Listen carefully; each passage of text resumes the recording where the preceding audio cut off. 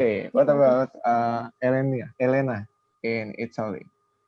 Um, okay, so as you may know, Italy was one of the first countries in Europe to be affected with COVID. And for this reason, Italy didn't really know how to manage this whole situation. And Italy, the government decided to take very serious and strict measures. So quarantine was forced to everyone. Very few people were working, and there were many fines if you broke the rules. For example, if you didn't wear a mask, or if you left the house, or if you met someone which wasn't part of your family. And these were all very strict rules that you have to stand by. Um, Quarantine started in Italy in February, and it ended in May, June. So currently the cases went down during the summer, but now they're kind of increasing again because obviously people start to go out, go dancing, go eating, and even in church, for example. So we are thinking about, it's possible for Italy to fall back into quarantine by the end of September. But yeah, I think Italy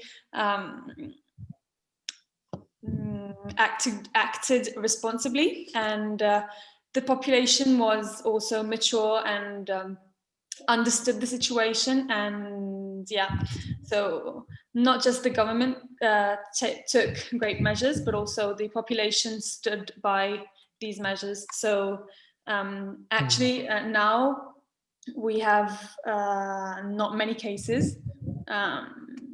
So yeah, that means that quarantine was a success, basically. Okay, thank you, Elena.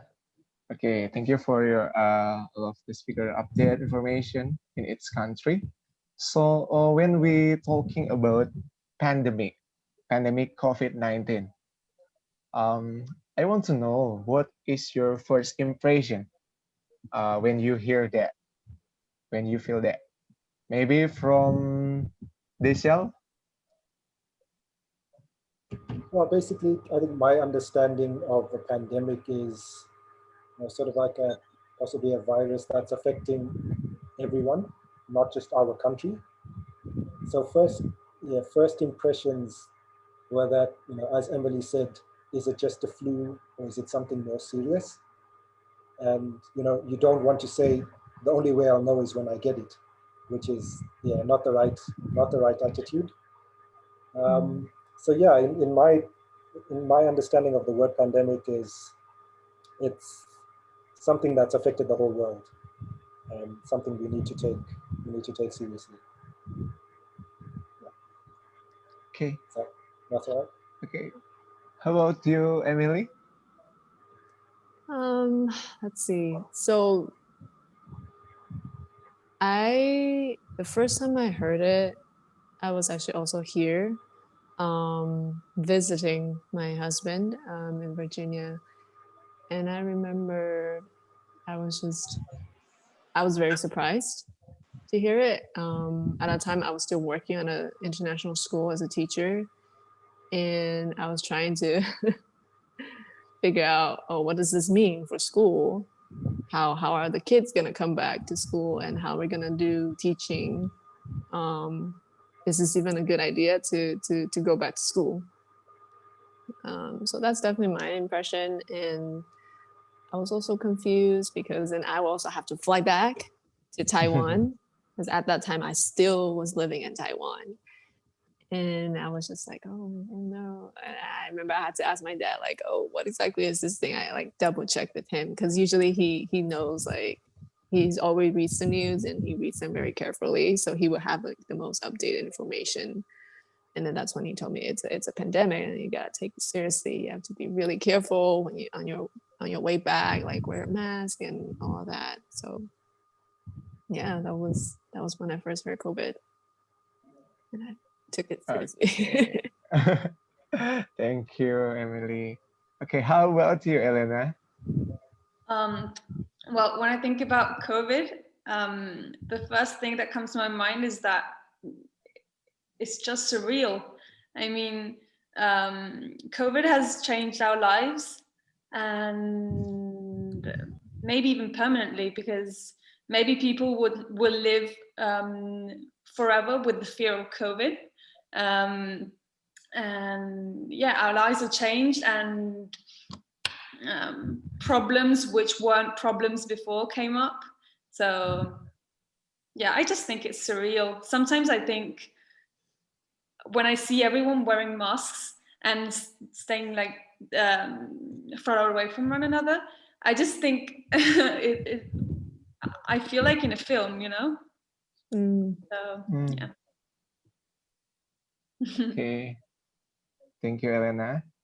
Okay, maybe some of people around the world um, in early pandemic of COVID-19, all the peoples must stay at home, must work from home and other activities.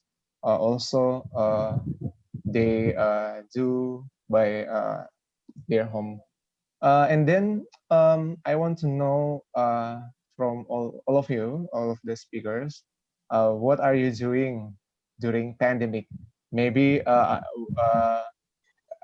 any new habit you do in your activity or by in your working place in how to you how you work, how you studying, and other activities. How do you do in the another activities?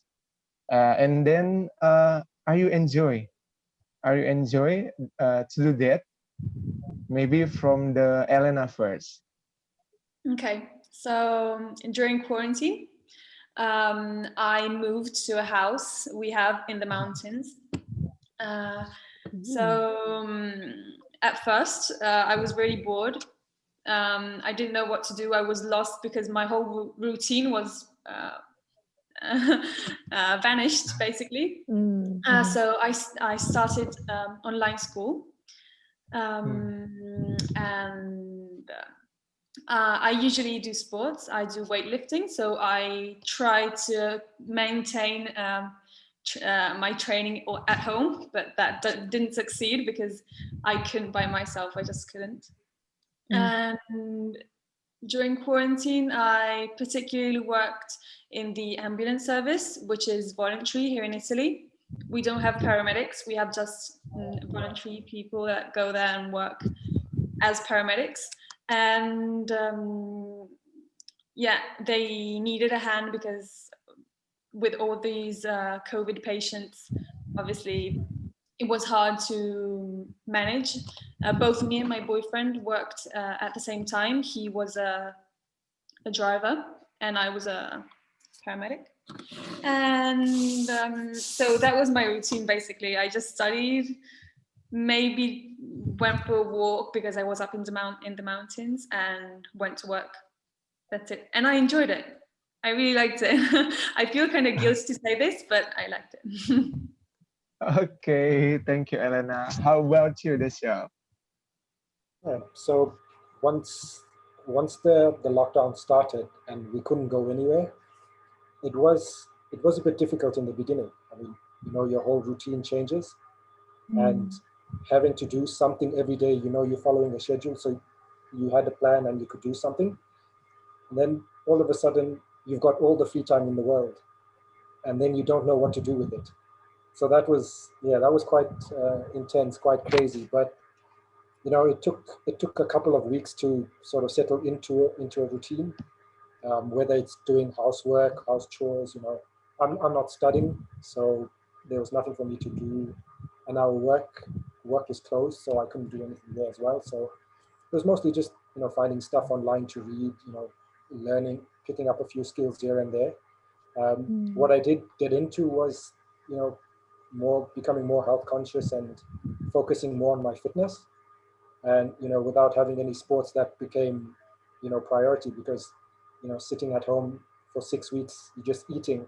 It's very easy to sort of put on the pounds, and then you come out looking like a potato. So, that was one of my main focuses. And yeah, apart from that, because I don't live in the city, we're in a neighborhood about 5 to 10 minutes away. There isn't a lot of traffic. There aren't a lot of people around. So we did would go for walks, a couple of times during the day, 15, 20 minutes up to 40 minutes. So, that sort of did become my routine. And it was enjoyable.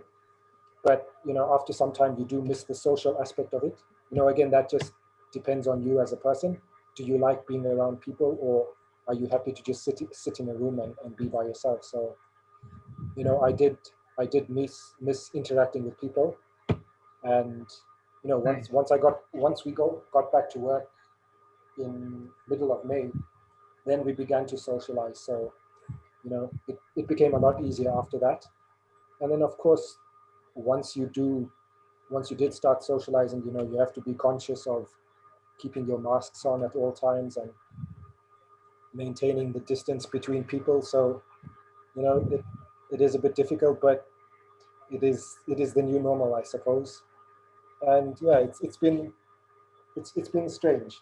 We didn't ever expect that something like this would happen, but it has. And you just have to you make a judgment. You judge the situation, and then you just take it from there. So yeah, that's been my experience.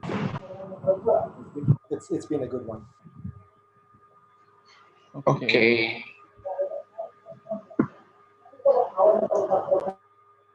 Thank you, Deshel. How about you, Emily?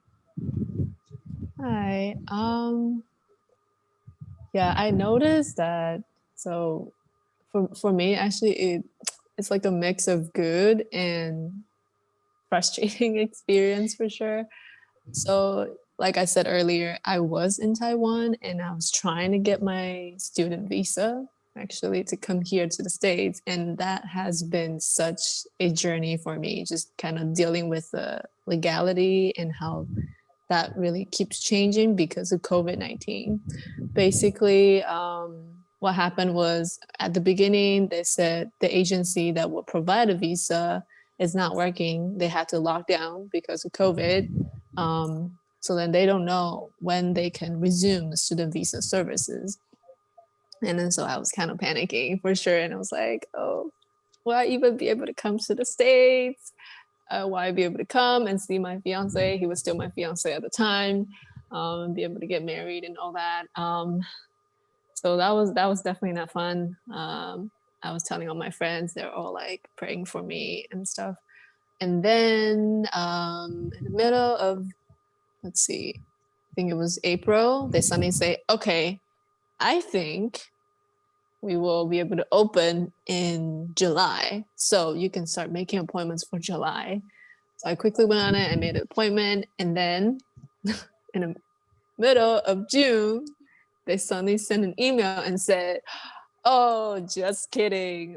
We're not going to open in July. And I was just like, what? No, you can't cancel my appointment. It's just a lot of ups and downs, but really, I'm really thankful for God. It's like also thankful for just in general. Yeah, I was able to still get my student visa. Obviously, I'm in the States right now. Such a long journey, and for me and for my husband. So that's part of like a really big part of my COVID journey. The other part would be I actually decided to quit my job. So I know that that's like actually I am very privileged to do that, right? A lot of people actually got laid off or had to lose their job because of COVID-19. But I chose to quit my job because partially because of COVID, also partially I know if I were to move and get married and all that, I should spend more time with my family before I leave.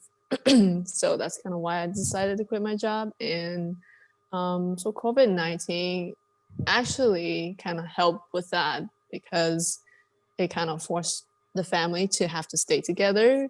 And so we had a lot of quality time. We cooked dinner, we had dinner together, we were able to go out because I was still in Taiwan.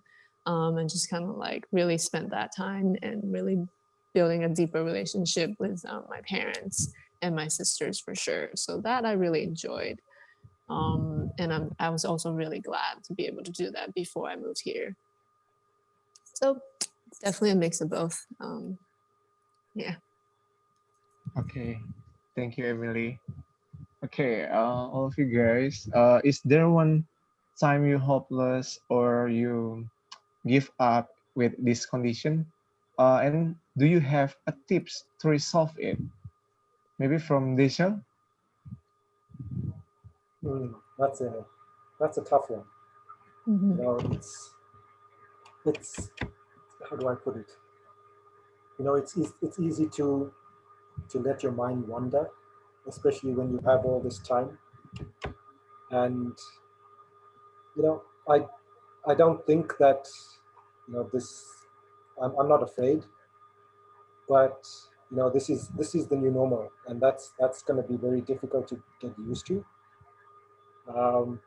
It's going to change the rest of our lives, unless and until a cure comes. We're going to have to be maintaining distance, wearing the mask, and all that. But what I find easy is just find something to do that makes you happy. you know Pick up a hobby. Just keep your mind active, because the minute you're sitting down and doing nothing is when you get all these thoughts in your head. You start questioning your life choices, and what if, or should I have done this instead of doing that. And just pick up something. Just keep your mind active, even if it's something as silly as coloring, or doing puzzles, or playing Candy Crush, or whatever it is. Just do something. Do something that makes you happy, keeps your mind active, and you'll eventually find a way to get out of this, and just enjoy.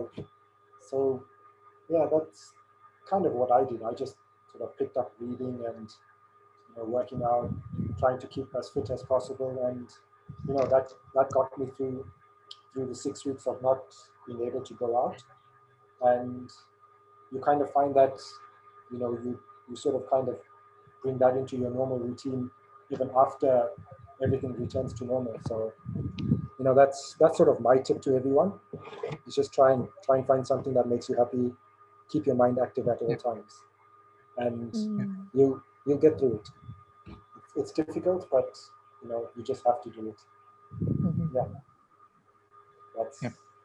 that's it. Thank you, Desha. How about you, Elena?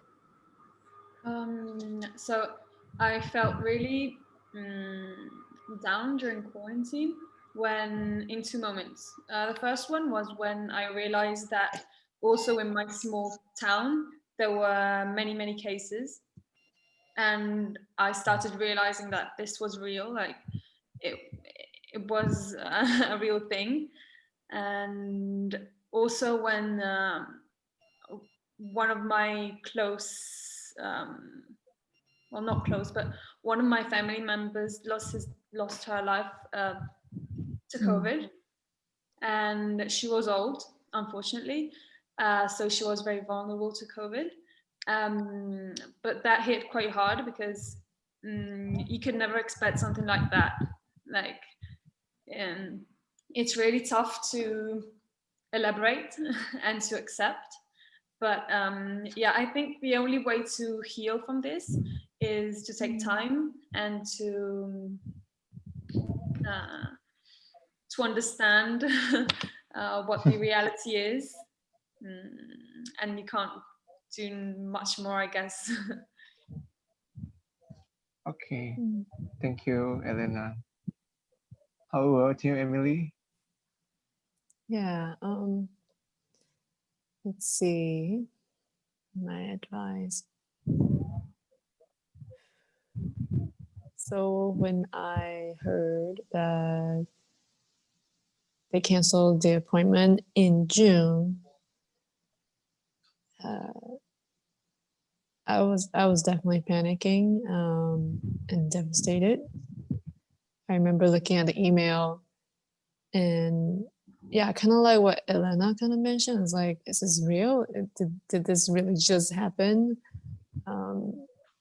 is this really like serious? Like, because that's basically when COVID really tangibly and directly impacted my life, like my personal life. And um, at first, I was just like, oh my gosh, what do I do now?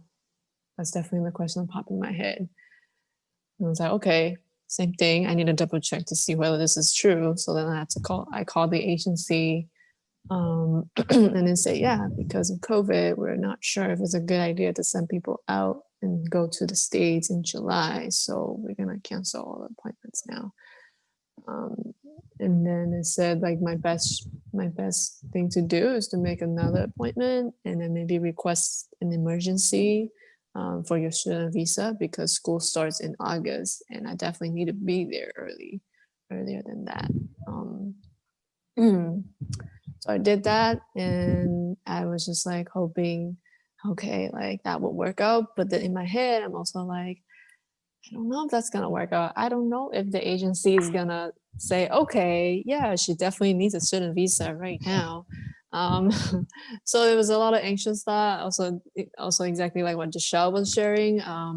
If you just sit there and you kind of think about all these different possibilities of what could happen, that's definitely not helpful.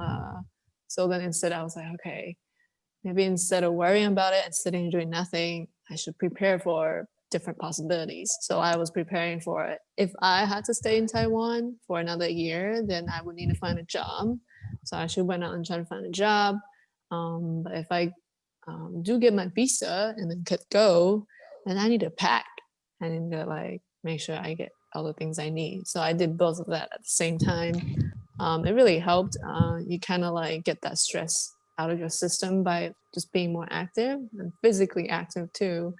So yeah, my suggestion will definitely be similar. For sure, first accept that fact that yes, there is the possibility of anything can happen at this point. But then also say, okay, I'm gonna plan for different kind of possibilities and physically do something about it. So yeah. Okay, thank you, Emily. Okay, well, now I want to know about how the government policy in your country, in its or speaker of its country, to handling or fighting the spread of COVID-19. Maybe some country has a different policy, different regulation like lockdown and like in Indonesia, PSBB, and the other place, the mass rapid uh, test. Maybe you can sharing with us about how your government policy. Okay, maybe for the first from Desha. Yep. So what our government has done is, in enforcing the lockdown and the change of business hours. So everyone's now going home earlier, and we do have a curfew, so no one's allowed to travel after 8 p.m. unless you have permission to do so. From a testing point of view, we haven't had mass testing like in other countries. It's up to you as an individual to go and get tested, and if you feel you have symptoms, then you'll go and get tested. So it is a bit relaxed, and the government is leaving it up to the individual to sort of figure out whether they have COVID or not. So that has, it sort of allowed everyone to sort of be relaxed. You don't know you have it, so just carry on with life as normal. And it's by law we have to go out of the house with a mask, and if you don't, the fines, they can put you in jail straight away, or they'll fine you. So there are measures that they have put in place to make sure that everyone is following the rules. In terms of the measurements or regulations, they are following, I think, the WHO guidelines. So if they say no gatherings of more than 50 people, So that's all sports clubs, all bars, all nightclubs, everything's closed. So, in terms of socializing, they have sort of put in laws in place, but you know, it is it has been relaxed because I know there are people that are, having house parties. So they're not necessarily going out to a club, but they're having 50, 60 people in their own homes. So, it kind of defeats the purpose of having a lockdown. But, you know, everyone's in a different position where, like Elena said, she knows someone that's been affected by corona. And I think until you're personally affected, you don't really take it seriously. Or Mhm. until you know someone that's passed away, it's just a flu. So, Mm. I think that's where most of, well, I won't say most of us, but from a personal point of view, that's where I am at. I don't know anyone that's had it. I don't know anyone that's passed away from it. So to me, it's something that's there, but I don't know that it's there. And so yeah, the government are trying their best, and you know, everywhere you go, you have to have a mask on. You're getting sanitized. You got to have sanitizer. You got to wash your hands and all that sort of stuff. So they are trying. The government is trying, but again, it comes down to you as an individual. The rules are there, but do you want to follow them? And that's I think that's more important than any sort of government guideline. Is how strictly do you want to follow? And it's up to you Mm. at the end of the day. They can, if they want to fine me $1,000, if I have that money, it's fine. I'll just take my mask off, pay the guy off, and just continue as normal. So it comes down to us at the end of the day, and that's all it is. But yeah, from a sort of restriction point of view, the government is doing the best that they can, and you just have to follow it. So that's my take on it at the moment. Okay. Thank you, Deshal. Okay, how about USA, Emily? Let's see. It's definitely been some changes ever since March. Um, let's see. Okay, for sure. At the beginning, I think there's the beginning of that split because the president did not really stood up as like the official leader of the country and make it clear to everybody that everybody needs to take this seriously. So then there wasn't really like a strong policy at the beginning for sure. So everybody was still going out, and then they just kind of say, "Oh, it's a flu, da da da da. You don't have to worry about it."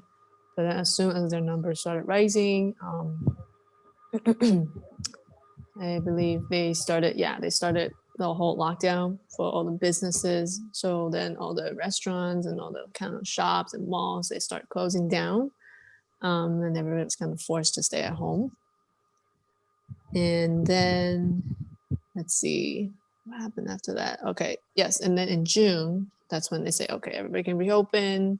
Because Trump was really worried about the country's economy. That's kind of like his big focus for his campaign, his presidential period. So then people actually open up, and what happened is people go to the bar because they just really, really need to have that social needs fulfilled, and then also be able to relax and kind of de-stress by kind of with alcohols and in that social situation. And what happened is the number went back up again. And throughout all this time, the president was still refusing to wear masks. So then there was that issue of, do we actually need to wear a mask in the States? And then there were some people say yes, some people say no. And then there's got a lot of protests going on because of Black Lives Matter, which basically is how do you call it? Definitely a health hazard because it's a bunch of people gathering, and then if they don't wear a mask, then obviously COVID would spread, and so that happened too. And then finally, I remember specifically right before I fly, in August, Trump finally wore the mask and said, I remember he tweeted, he said, wear a mask and be patriotic. I was just like, are you serious? It's such funny. It's so funny. He said it as if he has always said and always told everybody to wear a mask, even though when he was doing his presidential campaign for the upcoming presidential election, he was targeting the people who were not wearing masks and said, "You're not my followers." And I was just like, okay. Oh, we have such crazy political situation here in the United States for sure.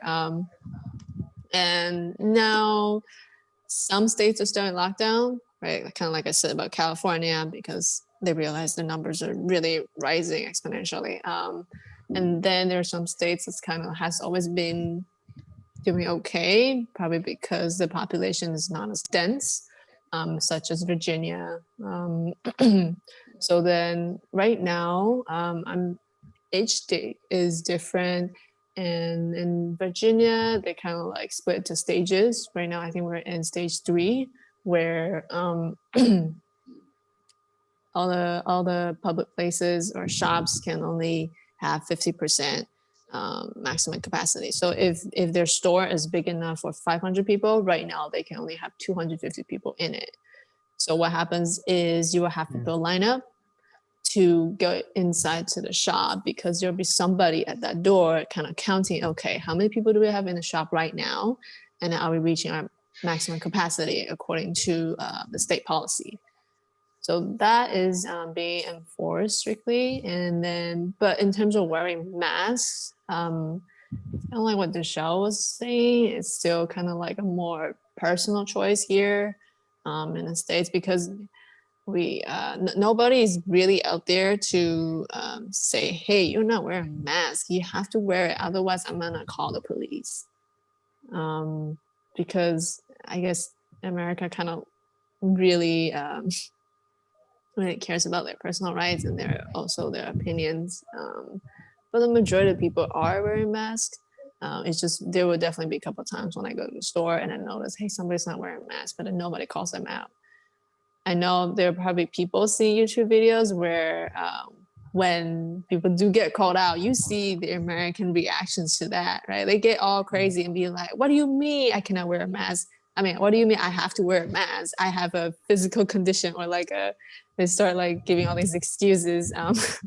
So I guess that's probably also why people don't want to call them out, because it's just, it kind of really escalates the situation and it makes it really unnecessarily frustrating for everybody. Let's see, is there anything else I need to add for the US policies in terms of COVID? Traveling, for sure. Traveling, I had to quarantine for 14 days. Supposedly everybody's supposed to do that, but then I think, I don't know. I've heard friends who said they came back to the States and then they quarantined, and then random days the police would show up, and that was during March. Yeah, that was during March. And the last time, let's see, I had another friend who came around May, towards the end of May. He didn't have any police show up at his door, and then I kind of risked it. Don't tell anybody. I kind of risked it because I was also thinking, I'm from Taiwan. It's kind of like the second safest country in the world right now. And then also I wore a raincoat and I wore like a face shield and I put 2 masks on my mouth throughout my flight. So I think I would not have my COVID on me. It will be the outside, like the states that actually the Americans or the American stores, restaurants that actually I have to protect myself against. So yes, I kind of snuck out, but I always wear a mask. And yeah, no police showed up at my door. And they didn't even collect my information at the airport. So I was a little bit surprised too. So I guess I don't really know why that's the case. Maybe in some states it's more strict for sure, but not so much in Virginia.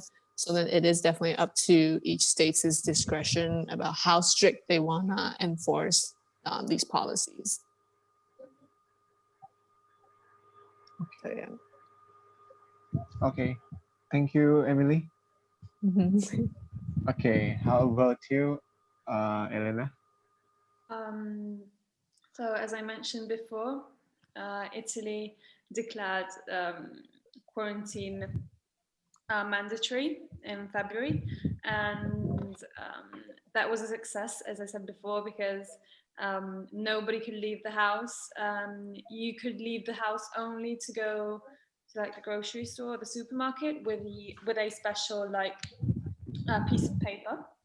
And yeah, they would fine you if you were like at the park or walking on the street without your permit, and if you weren't wearing a mask, or if you were in a car without a family member, like with a person which wasn't your family member, they could fine you for that. um, and that was about quarantine. Right now, um, so clubs are shut down.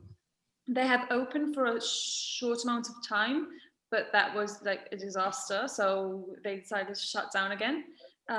Bars are open, restaurants are open, because um, Italy, I think Italy has a very like fragile economy, and many shops have shut down after COVID, because after like 2 or 3 months of pandemic and of being shut down, they couldn't manage to go on.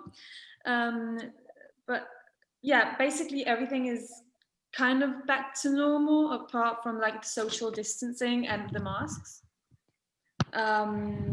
In September, we start school in September, so um, everyone's going to back to school, and nobody's doing online school. And yeah, slowly I think we're going back to usual, but I think we'll have another downfall, definitely. Okay. Thank you, Elena. Okay. Um, Now I would like to know, in your all of you guys as the speakers, in your opinion, what the important things, what the important things to know, and what to do survive during pandemic. Maybe from the Elena first.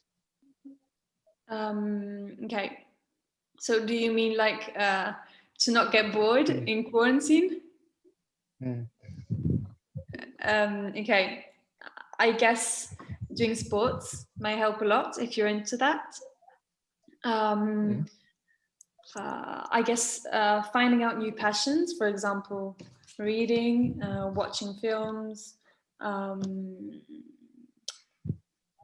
I don't know.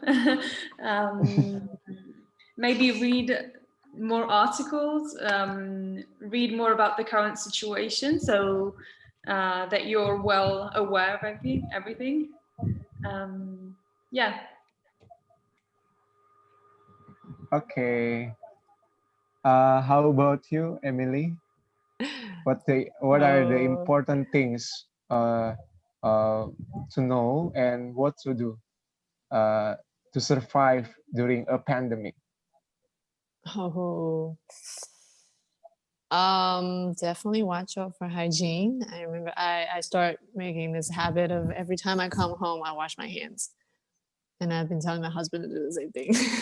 It's really funny. And he'd be like, oh, okay. You have to wash it carefully. So definitely that. Let's see. Important things to do during pandemic. Yeah, self-care for sure. Take time for yourself, and tell yourself that it's okay to feel frustrating. I think that's make sure you kind of validate your own feelings. And it's also okay to feel happy during COVID-19. I know, Okay. yes, Yeah. it's a terrible situation, but it's definitely okay to also feel happy in midst of the pandemic. And yeah, just find out also the reasons why, and then you'll be able to better, know how do you deal with your own emotions. So yeah, that would be my suggestion. Okay. Okay, thank you, Emily. How Mhm. about you, Deshel? So I think with this, it all comes down to information and how much access to information you have. So yes, listen to the government, listen to what they tell you, but also try and do your own research to at least better yourself so that you can understand a bit more of what's going on. And of course, yeah, with this current situation, it's all about hygiene. I mean, hopefully, we want to think that everyone is always clean and we were always washing our hands. But I think now that's that's something that we're more alert and more aware of. Wash your hands before you touch your face, and if you're touching any surfaces, go and wash your hands and just be clean. So from this current pandemic, I think Okay, thank you, yeah, it's all about just Deshel. just just maintain maintain your hygiene. That's all. Okay, So thank cute. Yeah. thank you. Okay, for all of you guys, as a young generation, what is the meaning of pandemic for you as young generation? The meaning of pandemic. Maybe the first from Emily first. Mm. Wow, what does pandemic mean for me as a young As young generation? generation. I think it's I want to see it as an opportunity, um, and I hope to see it more as an opportunity to grow myself,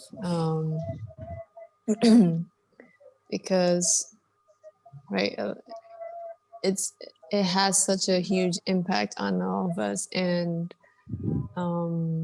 the world can be, every time you read the news it could be negative, and even sometimes maybe when you talk to your friends it could feel negative because maybe their friends family passed away, right? And it just kind of spreads negativity like that.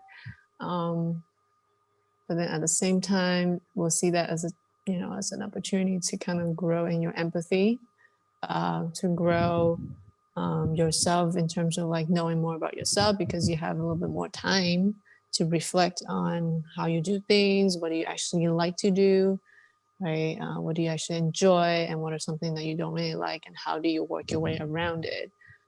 So my encouragement for also for everybody else is, right, take the time to to kind of reflect, think about what are some spaces, places where you can kind of grow yourself, whether it's emotionally, physically, like doing sports, or mentally, right, with intelligence, kind of like what are some things you can read more about and educate yourself about. So yeah, I think that's what it Okay, means. thank you, Emily. How about Mm-hmm. you, Deshel? Oh, no, I think awesome. For me, as a younger generation, Mm, this pandemic has definitely changed our lives, and it's changed how we're going to move on and interact in the future. So from that point of view, it's and I think again it's always been about how you treat other people, and just being more patient with people. And if you can do that, then I think we should be okay going forward. And as Emily said, you know, you know, learn more about yourself, because we have the time. What are your strengths? What are your weaknesses? And then from there, it just makes life a lot easier. You know what you like, you know what you don't like, and that way you can be a bit more patient with other people. And that's I think that's all it comes down to. This has definitely changed how we're moving forward and how we interact. And just be more aware. Just be more aware of your surroundings. Just be more aware of your actions. And everything should be okay. Everything should be okay. And just focus. Just focus. Just know what you have to do and do it. And that's all I can say. Okay, thank you, Desiel. How about you, Elena? Well, surely everyone in the world, it's for like it for everyone in the world. It's been the first time who everyone has witnessed a pandemic, and I think the younger generation can see this more with an open mind. And yes, surely this pandemic was like for me, this pandemic was death and sadness and economical collapse and many other really bad things. But also, as we said before, like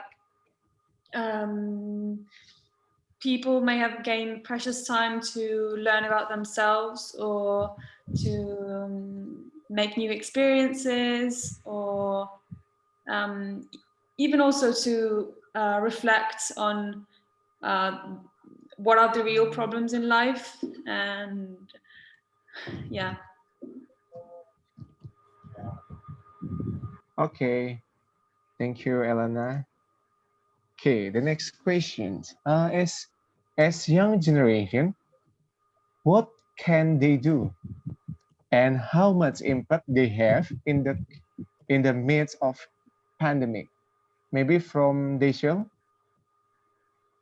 I think, from a youth point of view, as with any pandemic or any problem, it's all about problem solving and working together to find a solution. And I know it's difficult, different cultures, different countries, but at the end of the day, if you have one goal, and it should, having one goal in mind, everyone working towards that goal, it should make it easy. So, from a youth point of view, it's all about interacting with each other and sort of figuring it out. It is difficult, but as long as you have the right people for the job, anything is possible. As long as those you choose the right people based on their skills, you can sort of solve any problem. And I think that's what we have to focus on as youth. Pick the right person for the job and just communicate and learn to work together. So that's sort of my opinion. Okay. I hope that answers your question. Okay. Yeah. The next, how about Emily? Sorry, could you repeat that question one more time? Oh, okay. I'm sorry. No worries. Wait. Okay, as young generation, what can they do, and how much impact they have in the midst of pandemic? Oh, the impact could be huge. I mean, because we live in such a we live in a world of internet. Like there's so many things they can do. There's so many things we can do. I know I have friends who they're in med school right now, and then they just got together. They saw the need for helping students, like younger students, like elementary schools and middle schools, with their schooling, because everybody's kind of locked down. Everybody's kind of like doing school virtually, and sometimes it's just really hard for like a third grader to know how to use computer, to know how to learn from a computer. So what they did is basically they say, okay, you know what, we can have tutoring sessions with you online. And then they video call these kids and they kind of like tutor them, they walk them through by talking with them, one-to-one on how to do math problems or how to study for science. And I think that is such a great thing to do. Other things you can do, like definitely educate yourself more, right? Read more, and also educate other people about whether it's hygiene or even the topic on racism that has been basically a global phenomenon right now, besides the pandemic. You could definitely donate to the World Health Organization or the government to like help, provide more volunteer activity, or maybe even donate for Elena's what's it called, paramedics, right, in the hospitals, to kind of give them more funds to be able to do what they do, to get more masks, to get more medical supplies. There's so many things you can do online. Like, just imagine, like, I don't know, like 100 years ago, you can't really do that. You can't donate across the country or even to another city, but now you can. So there's so many things you can do, and definitely a way to be creative about it. So that's my suggestion. You can definitely just go online and even just Google, hey, how can I help with this situation? And I'm sure there will be a billion people having different opinions about what you can do. So yeah, go do that. Okay. Thank you, Emily. How about you, Elena? So I definitely agree with what you guys said, so I'm not going to repeat the same thing. I want to talk about Italy in particular, because Italy was like the younger generation in Italy gave a huge, really helped the government, because, for example, at the beginning of the pandemic, there weren't really enough masks, because since Italy was one of the first countries, not enough masks were being produced. So younger people in Italy learned how to sew masks, and they gave them away for free. So that was like really helpful, definitely. Or, for example, ambulance service, or many young, like really young people helped with home deliveries, like for groceries or for like medical supply or like medicines. So definitely the younger generation helped a lot in Italy. And yeah. Okay. Thank you. Okay.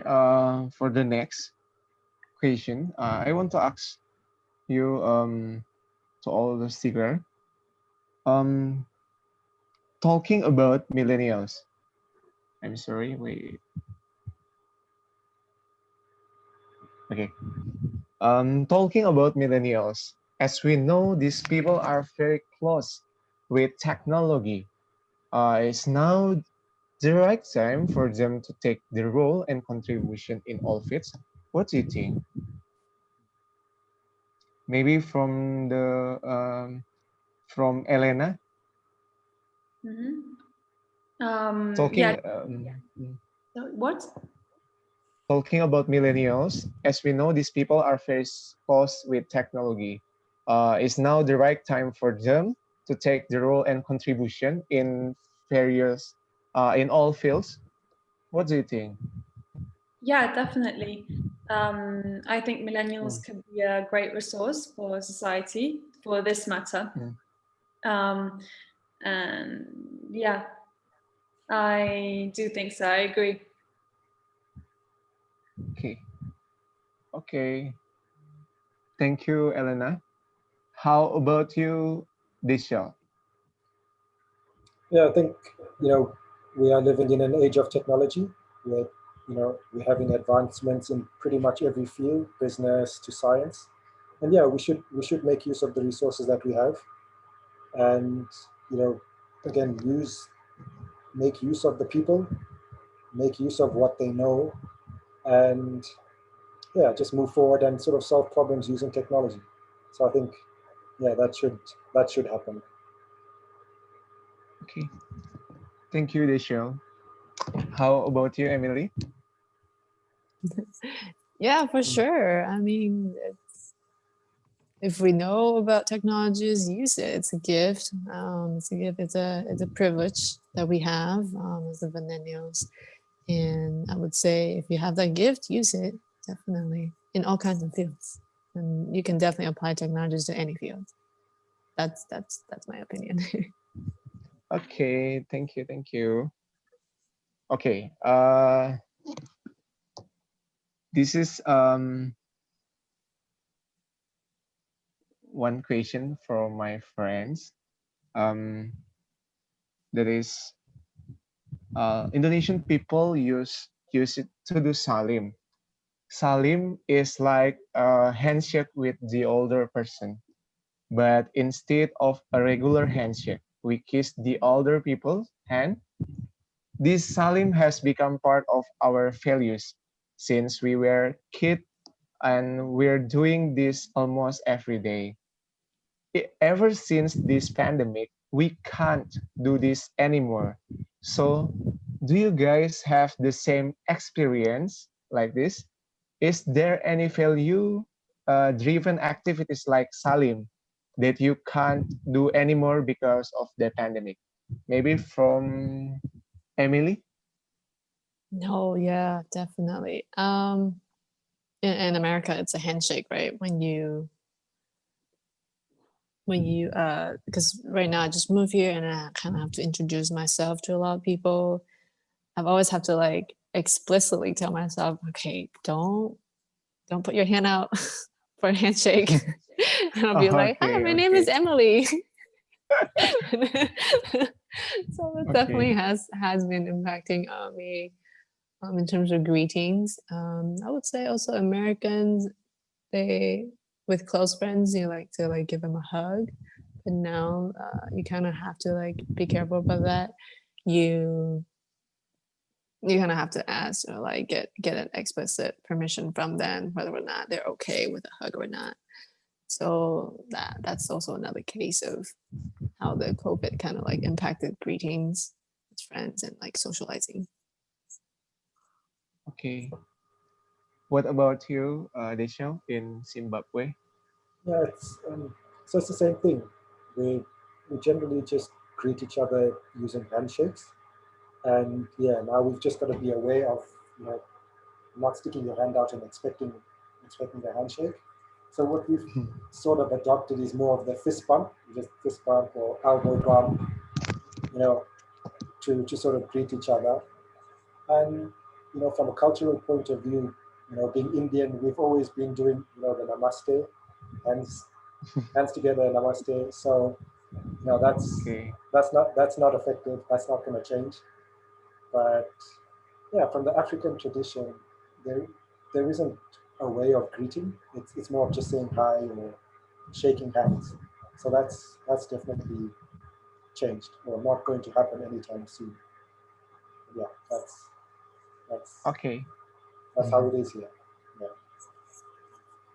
Okay. Thank you, Desho. Okay, what about you, Elena in Italy? So here in Italy, when we first meet a person, we give a handshake, but from the second time on, we give kisses. So it's like handshake and two kisses. And yeah, obviously we can't do that anymore. But I think Italians really rely on physical contact, and yeah. So now instead of handshakes, we give like elbows. I don't know if you do that well, but like really like important politicians started doing that, like because oh no, we can't stop like our hands and stuff. So they just give an elbow, and yeah, that's what we do. Okay, thank you, Elena. Okay, this is the last question for all the speakers before we enter the Q&A session. Okay, to all of you guys, what do you expect from all the youth in the world? Do you have a special message for them? in this pandemic, during pandemic, maybe from Deishil first.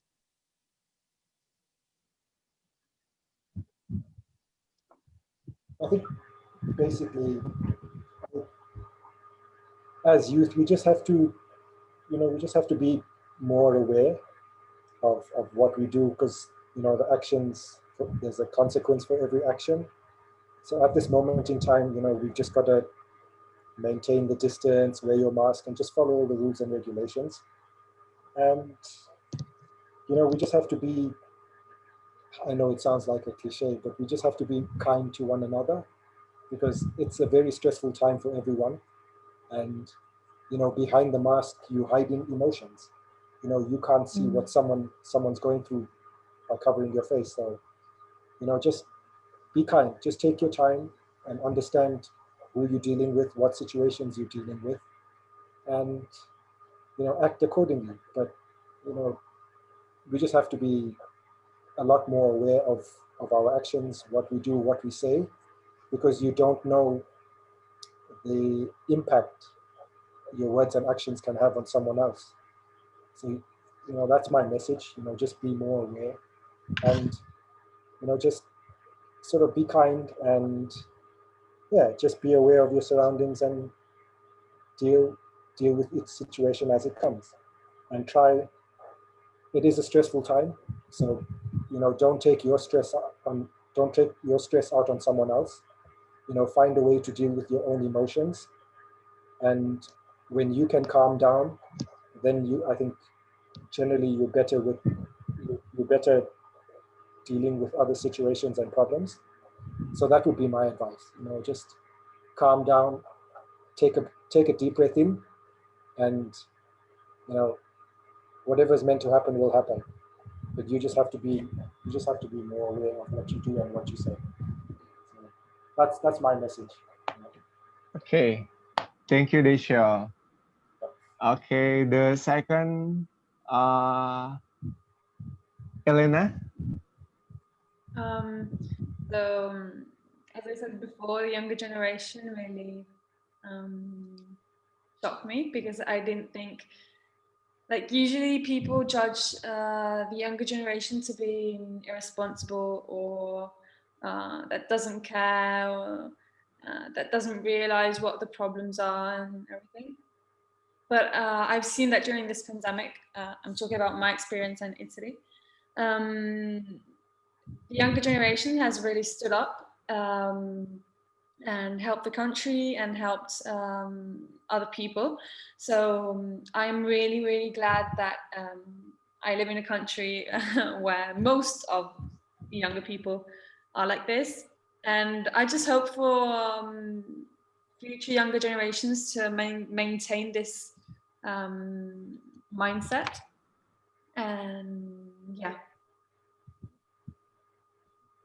Okay, thank you. Thank you, Elena. And the last, Emily. Okay. I'm gonna say be flexible. Okay. So kind of like what everybody has been talking about, where COVID-19 is definitely really big, and it could be stressful and frustrating, because you never know what's going to happen the next week, right? Maybe next week suddenly all the numbers start rising, or all of a sudden it dropped, and then everybody's is supposed to go back to normal, right? So it's just kind of like be open and be flexible and be ready for changes. And if things kind of like are not going the way that you want them to, just kind of remember, yeah, everybody's kind of in the same boat. We're all kind of dealing with this together. We're not out there, nobody's really out there to try to make life even harder than it already is. And then I'll also say, even specifically in terms of connecting with people online, virtually, definitely also have to watch out for just the fact that it's still very different from in person. When you talk to someone in person, you can see their entire body language. You can really see their facial expressions. And maybe the internet sometimes might not work. And all these things could be frustrating and then could be misleading. You might read it as something that's definitely not what the other person means. And even through text, right? A lot of people will say, oh, texting is kind of misleading sometimes. You don't really know the tone. You don't really know how loud this person is really saying is, or which word are they emphasizing. So just kind of like give grace to each other, kind of give everybody the kind of, how do you call that? The benefit of the doubt, trusting that, yeah, they do not mean any harm or trying to like be rude. Maybe they're also having a frustrating day already. So be open, be flexible, and show grace towards each other. That would be my advice for the young generation. Okay. Thank you, Emily. Okay. Okay, guys, everyone. The Now we will open the Q&A session. We enter to the Q&A session. So, if you want to ask, please raise your hand before, and I will choose two people for the first session, the first Q&A session. Okay, wait. Okay, I am. Okay. Anybody have a question? Please raise your hand, turn on your video, and raise your hand.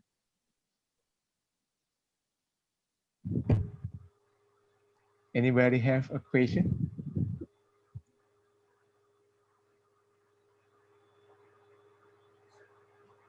Not yet? Pretty chill. Okay. If you want to ask some of speakers here, you directly on your video, on your audio, and please directly to you ask to the speaker. Please. Any question? All right, so I just want to ask Elena a question. I think in the beginning you mentioned that I think is it everyone is a volunteer for the ambulances? Is that correct? And Yeah, basically yes, because healthcare here is free, but in some places there isn't enough money for ambulance service for paramedics. So in order to guarantee that service, people ask to civilians, like to normal people, to train and to work for the ambulance service. And I've been training for 3 years now, but it's something that everybody could do. It's just that you need to cut out some time from your routine. But yeah. so is it something that's compulsory? Are you forced to do it, or it's a choice? No. It's Okay. you can do it. It's a choice. Yeah. Oh, that's cool. And is that something that led you to want to study medicine? Yeah, definitely. Okay. Yeah. Wow. Thanks. Okay. There is a question here to all the speakers from Thessalonica Bergman. What do you think about the some people that are still disobey the health protocol regulations during this pandemic? Maybe from Dishel? I think that's just being silly. You know what you have to do. You know that you've got to obey the laws, and if you're disobeying it, I think that just reflects on what type of person you are, and it just shows that you're very selfish, and you're not worried about anybody else. So I think that's bad. That's bad. I think people like that should just be locked up, or like how you do in Malaysia, where they beat you with a rotan. Yeah, I know. Don't. That's a bit rough, but yeah, heard them up, put them in the center of town, and just beat them for being for not listening. Yeah. Okay. Don't ever vote for me as president because I'll be ruthless. Okay. Yeah. No, that's just my thing. You're just being silly, and you shouldn't. Yeah. Okay. Thank you, Adishel. How about you, Elena? Yeah, I just think it's pathetic. Mostly from like older generations that should be more responsible and more conscious about the situation. Like, why shouldn't you wear a mask if you basically are sure that this could stop this pandemic? Like, yeah, you're just being selfish and then not thinking. Here in Italy, we had a huge problem of with our hospitals because they basically collapsed because there were too many people. And for example, from a personal experience, there was a group from my town that went dancing in another city. And when they came back, this city was a center of COVID. So, like where COVID spread. So they came back, and all 10 of them were positive, and we had to send like 20 ambulances for them and all their relatives. So we were like, um, we didn't know how to manage this just because people just wanted to go dancing. Like, why? People are doing 12-hour shifts for you, so why should you add on to this? Okay. Thank you, Elena. How about you, Emily? What do I think about the people who do not follow the protocols? I definitely used to feel like, oh my gosh, they're being such a jerk about this, and also ignorant. Now I'm a little bit less negative towards them, I would say. I think it's like I would only be more okay if they're still doing it to some certain discretion. So like maybe to the people that they have been hanging out a lot already, because they're already in frequent contact. So then they feel safer to like not wear a mask. But in terms of like going out to strangers, they still wear a mask. And I'm like, okay, like just be smart about it, then I'd be okay with it. But if they're just kind of blatantly be like, no, I want to have my right to not wear a mask. I want to have some, I don't know, my like right or privilege, and I deserve to not wear a mask. Like, I don't know. I can't handle you. It's too much. So yeah. Okay. Okay. Now there are question. Wait. Okay, this is from Africa. To every speakers, what do you think about your medical experts who are dealing with the issues in your country? From Jeff, Africa. Maybe for the first, Emily. Yeah. I actually have a friend who is a nurse in California, and I was genuinely worried about her. But she was more like, oh, she would do okay. Like, yeah, the hospital might be like a little bit more busy, but I'm not in that part of the section where they like kind of like deal with all the COVID patients. We're trying our best, and I was still worried because they were kind of running out of masks, and then they were using cloth masks, which I actually don't really know how preventative that is. Elena, do you know anything about it? Like, does the cloth actually help, or it's just kind of like covers it? Not Not really. really, right? There's something Yeah. inside it, maybe, but just like Yeah. Okay. Yeah, because she said they were running out of masks, so then she could only wear the cloth one. I was like, I don't know how exactly that is helpful. So I'm worried for them. I'm worried for all the health workers who are on the front line. I'm really, really hoping that they will get enough supplies, medical masks or gloves, goggles even too. Yeah, and I'm rooting for them. Okay. How about you, Elena?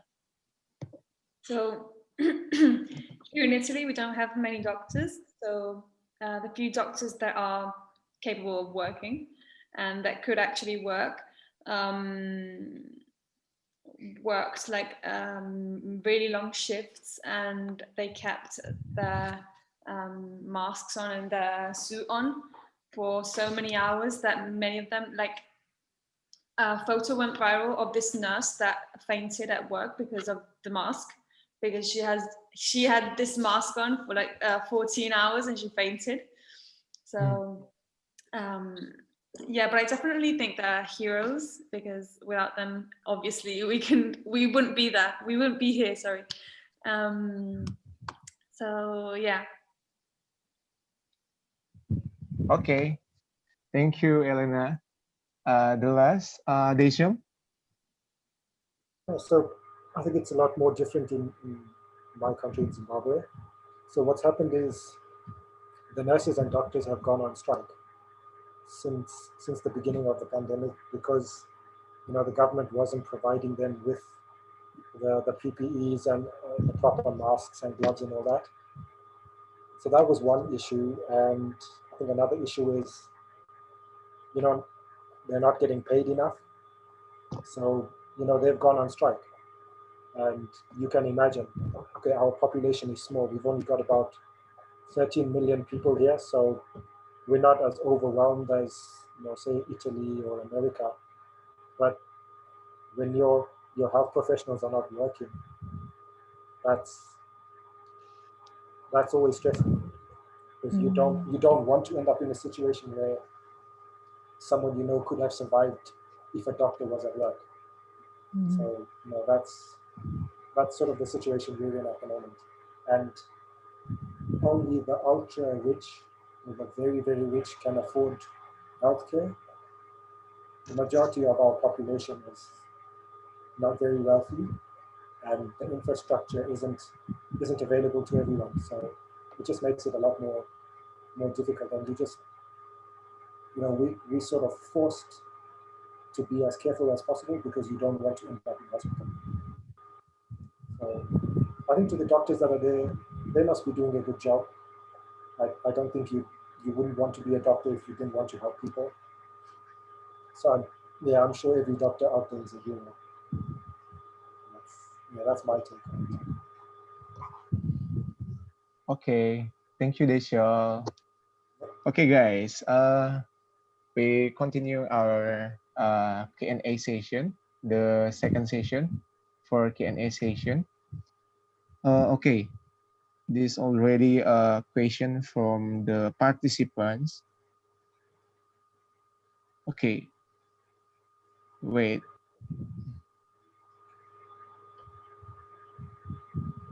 This is from Belina. Okay, this is from Belina. Okay, to all speakers, I want to ask a question. In the current situation, which one do you think is more important, the country economy or public health? Maybe the first answer of from Elena first. Think. Um, I think that it's a tough question, and either if I choose one or another, I'm gonna sound cruel, because like obviously I'm gonna go for health, because if we think about it, if everyone gets sick, that would be a consequence for economic failure. But economic failure isn't a cause of sickness. So I think we must prioritize health. But also the country's economy is really important because because it is.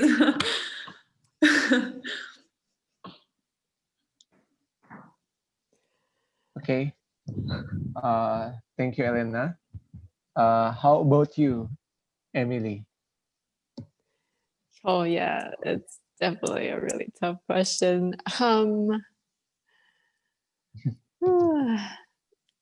I know personally, yes, I would agree with Elena. Public health comes first. But I will also say because I want to believe in the fact that we live in such a well advanced technology era that I think there should be a lot of solutions as to continue the economy online or virtually or through technologies.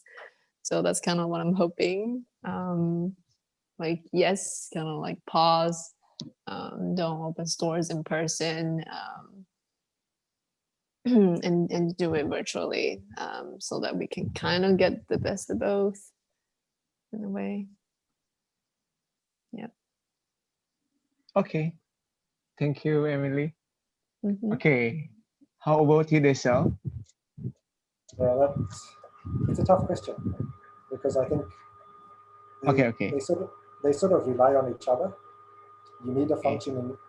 functioning economy to afford public health, and so if yeah, they're both equally important. But I think again, it just comes down to how your country is managed. You know, it's easy to say I've got $1 billion economy, but I don't have hospitals. So you know, it's a bit of both. It's a bit of both. You do need a good economy, and you do need hospitals, but you need the right people to manage everything. I think that's the toughest bit of it. Okay. Thank you, Desel. Okay. The last question of this session from from Jeff Sitepu. Okay, from Jambi City in Indonesia. Okay, from UK International Relations students. I want to ask to all the speaker today, what kind of youth action and participation in your country to socialize the health protocol, which can make people always obey the health protocol? Maybe for the first, Emily. Wait, I just want to get a better sense of what kind of youth action and participation in your country to socialize the protocol, which can make people. So, like, what kind of activities can help make people always obey the health protocol? Oh, that's an interesting question. Oh.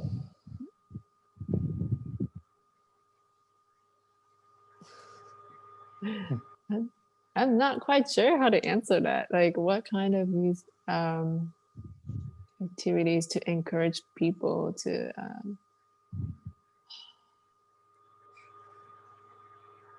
because you're not even really supposed to meet up in person, right?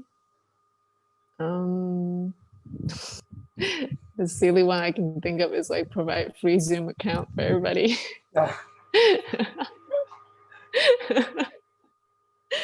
Or like have online concerts, and then give out like raffle tickets or something. Maybe I'll have more thoughts later on, but I'm gonna toss those silly ones out there for now.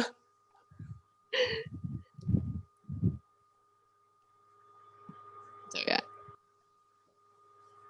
Okay. If anybody else has better solutions, feel free to chime in. Okay. How about Deshel?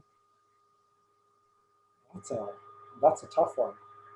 It's how do you force someone to obey the law? Is I think basically what you're asking. Mhm. Beat them with a stick. That's the answer. Make sure they wear the mask, otherwise you beat them. No, I'm only. I don't know. It's you can't force someone to do something.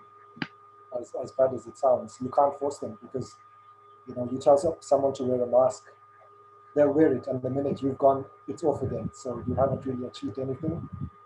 So it just comes down to awareness. You have to teach someone the consequences of their actions, and then it's up to them. It's up to them to decide either that or you just pay them $100 and say, "Here, wear a mask. I'll pay you." It's a silly answer, but yeah, I can't think of anything. I think it all just comes down to awareness. You just have to tell someone, if you don't wear a mask, what will happen, and it's up to them at the end of the day. So that's what I think. Okay, thank you, Desho. Okay, the last, how about Elena? Well, I think that society is highly influenced by politicians or like famous people, for example, singers or actors.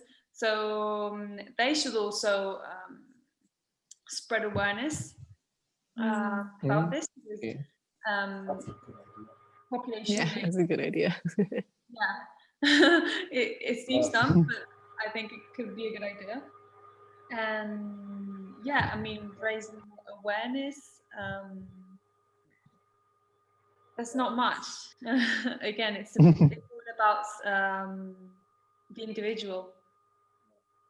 You Okay, just okay. just tell the Kardashians to wear masks, and everyone will wear.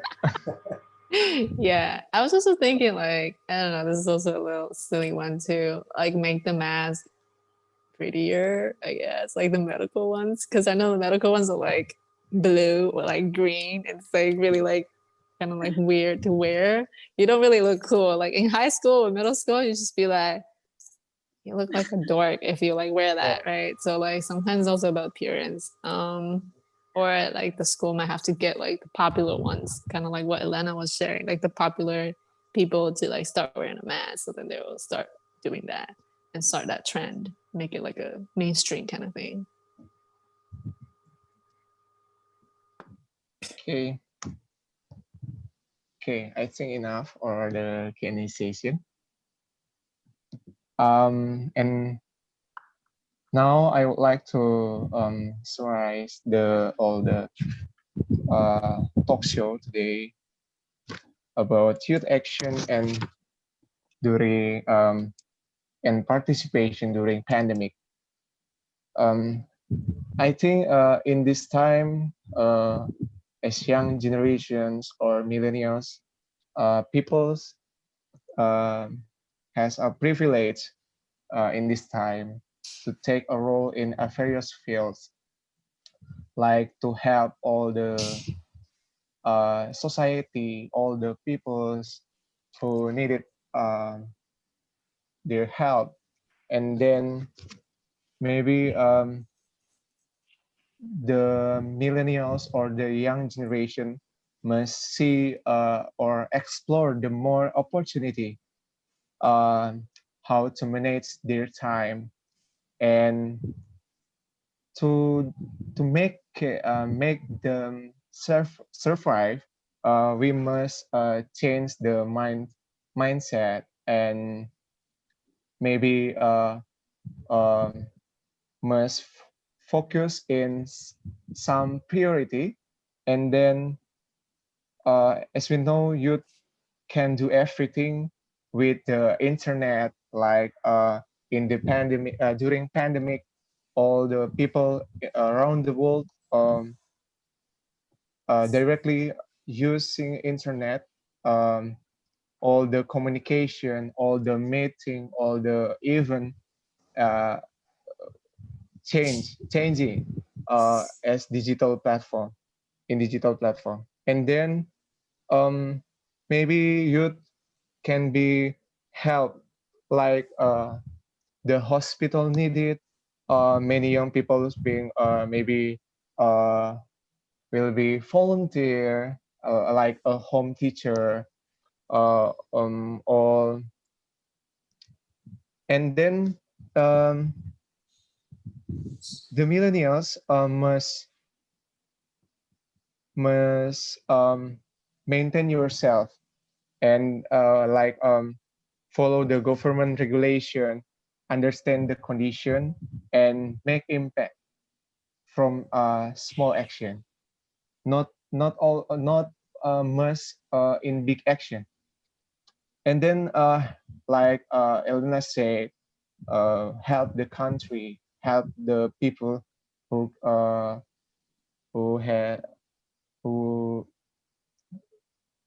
who can and then explore more knowledge as online by internet and get more benefit from digital digital platform in all digital platform. And then um like digital sale uh,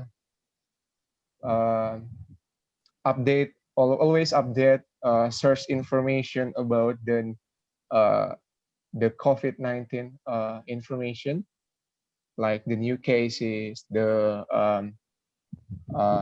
the place, the the the red zone or orange zone, yellow zone, and green zone. And then like as online and also offline media platform.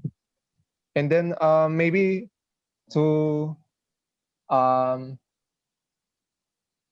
to fight the boring feeling, you to all of you studying at home, stay at home, at all your activities at home. Maybe you make like Desio said, you must make least interaction with people.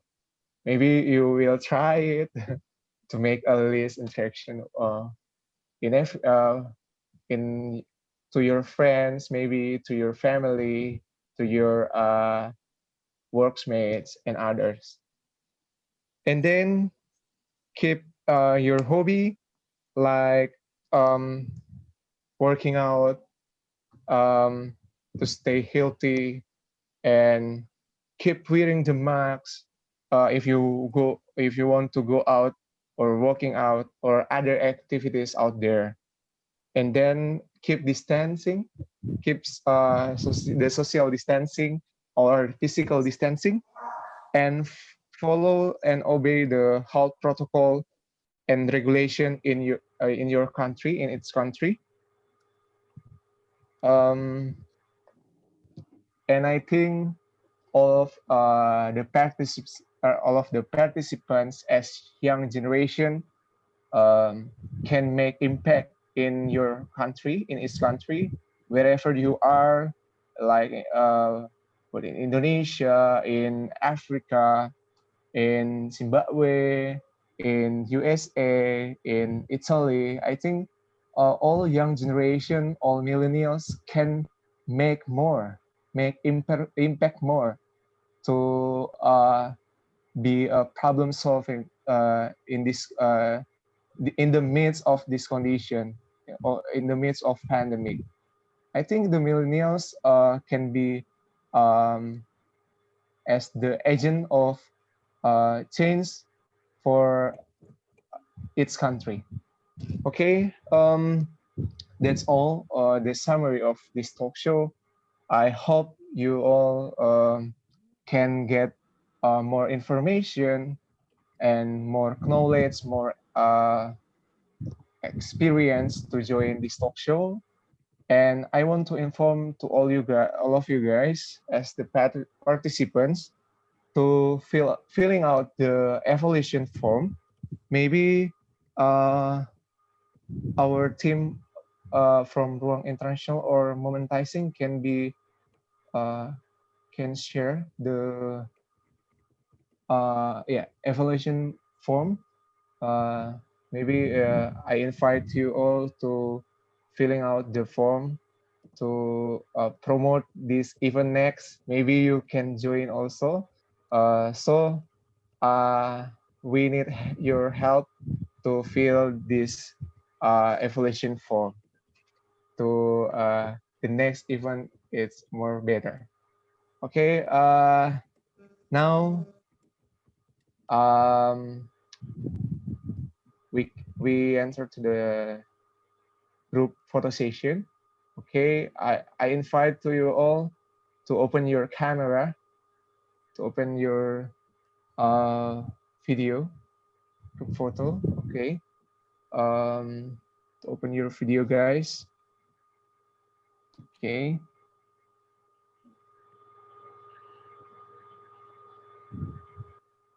That's 24 participants.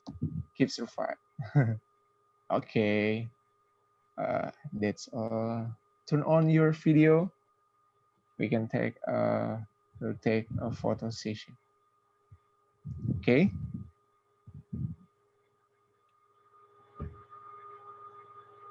That's all. Ready?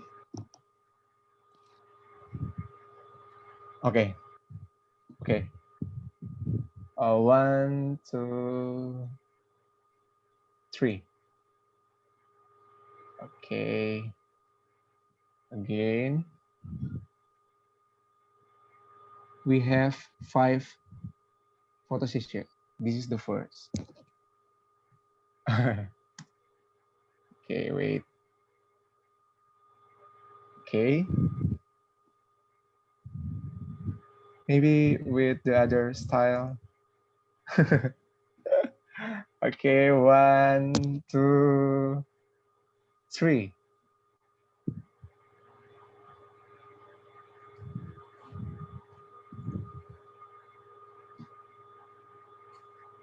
Okay. The last. Okay. Okay. One, two, three. Okay. The shell cannot ready. Not already. Okay, wait. The last.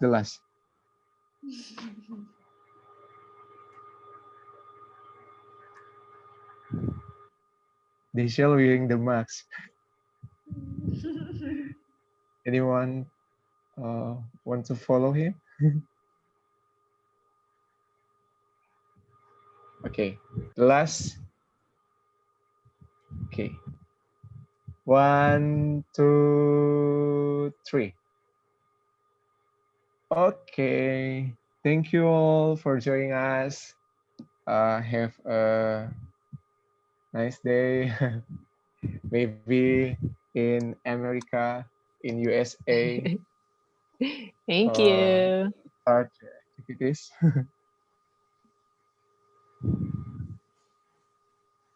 Okay, and everyone filling the form can be get the e-certificate. We will send all the e-certificate directly on your email. Okay. That's all. Thank you for your time, your attention, and see you next time. Keep healthy. Very much. Bye. Thank you, Bye. Thank you so guys. much. Thank you. Thank you. Nice to meet you all. Bye.